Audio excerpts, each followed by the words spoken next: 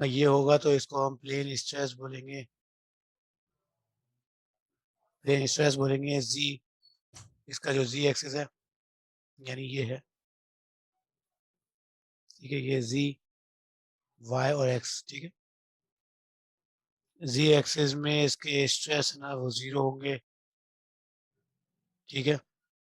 जी axis में सही है। इसके स्ट्रेस जीरो होंगे, तो इसको हमने प्लेन स्ट्रेस बोलते हैं। वो प्लेन स्ट्रेन क्या है?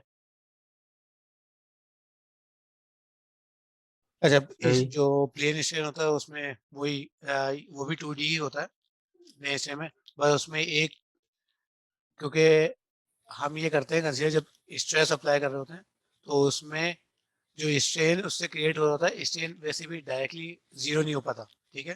तो हम क्या करते हैं, एक हम्म। कंडीशन में एक डायरेक्शन में हम स्ट्रेस अप्लाई करते हैं, और जिस डायरेक्शन में हमें स्ट्रेन जीरो करना होता है उसके नेगेटिव डायरेक्शन में अप्लाई करते हैं फोर्स, कि ओवरऑल इफेक्ट स्ट्रेन जीरो हो जाए, ठीक है। एरिस टेंशन की एग्जांपल लेते हैं।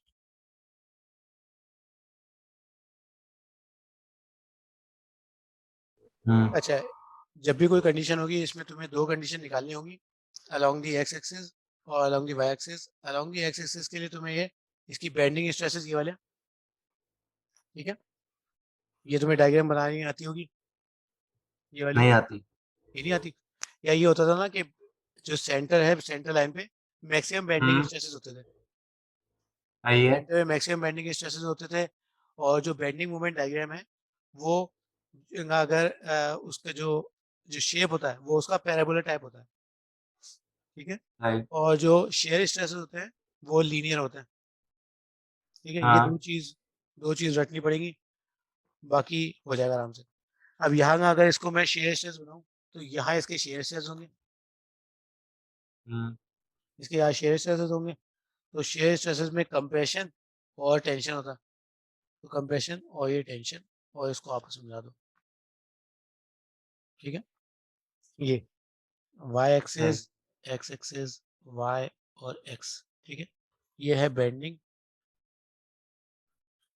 और ये है शेयर, ठीक है। ये शेयर है। अब यहाँ ये देखना पड़ेगा तुम्हें दो चीज़ों के लिए। ये देखो यहाँ सिमेट्री है about the Y axis, about the hmm. Y axis symmetry है। तो सिमेट्रिक, जहाँ भी सिमेट्री पारी होगी उसके लिए हम इवन पावर्स कंसीडर करेंगे, सही।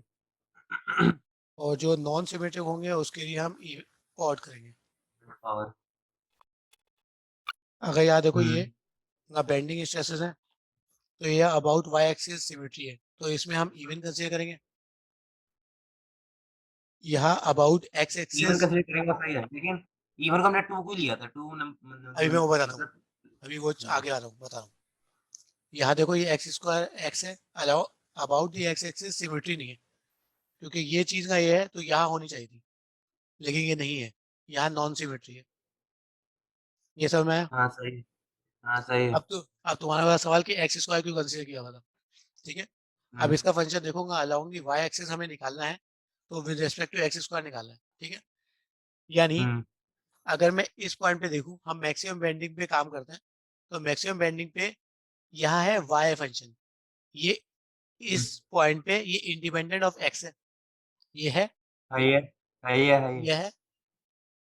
तो ये फंक्शन ऐसा होना चाहिए जिसमें एक्स ना हो, समझे। सही।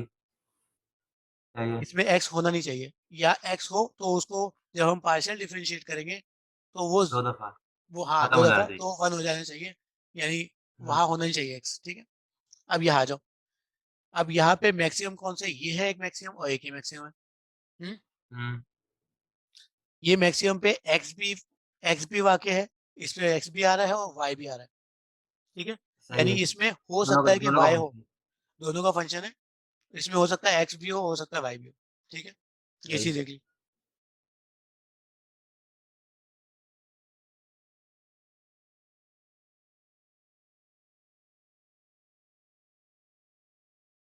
अच्छा, ये देखो मैंने ये तीन लिख लिया, आगे चार भी है, पांचवा भी है।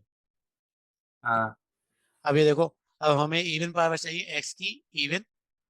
और ये देखो हम्म। ये पावर है एक्स स्क्वायर, तो स्क्वायर से ऊपर नहीं जा सकता मैं, ठीक है, यहाँ इस सही। वाले में।